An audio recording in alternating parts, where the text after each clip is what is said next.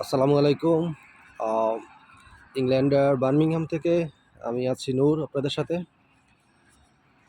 আজকে যে নতুন একটা বিষয় নিয়ে আপনাদের সাথে আলোচনা করব সেটা হচ্ছে স্টুডেন্ট ভিসা যারা ইংল্যান্ডে আসতে চান বা আসতে চাচ্ছেন তাদেরকে আর কি এদেশে আসার পর বাসা ঠিক করবেন নাকি বাংলাদেশ থেকে আপনারা বাসা ঠিক করে আসবেন, এই বিষয়টা নিয়ে আপনাদের সাথে আজকে আমি আলোচনা করব। তো প্রথমে আমি আমার ব্যক্তিগত অভিজ্ঞতাটা শেয়ার করি। সেটা হচ্ছে আমি ইংল্যান্ডে আসার আগেই আমার বাসা ঠিক করেছিলাম, কিন্তু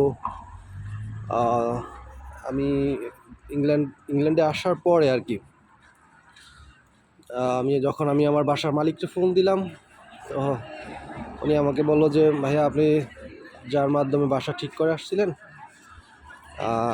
সে এই বাসায় আর নাই, বা সে আপনার যেই টাকা পেমেন্ট করছিলেন বাসা নেওয়ার জন্য ওইটা আর কি সে আমাকে দেয়নি।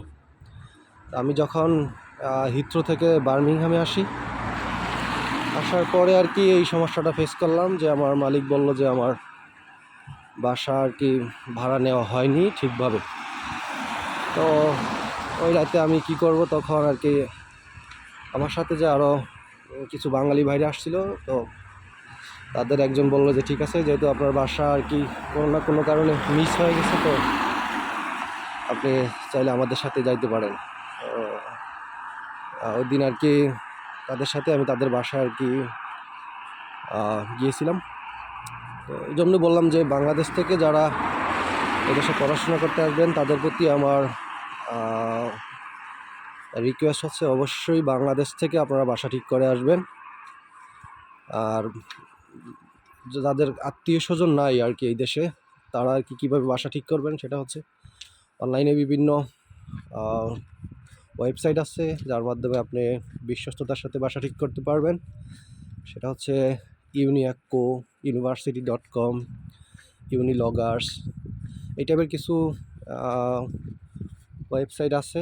আপনি চাইলে ওখানে ভিজিট করে আপনার পছন্দ মতো বাসা ঠিক করে নিতে পারবেন।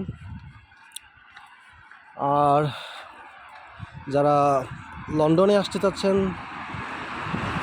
তাদেরকে বলবো যে চেষ্টা করবেন সবসময় লন্ডনের একটু বাইরে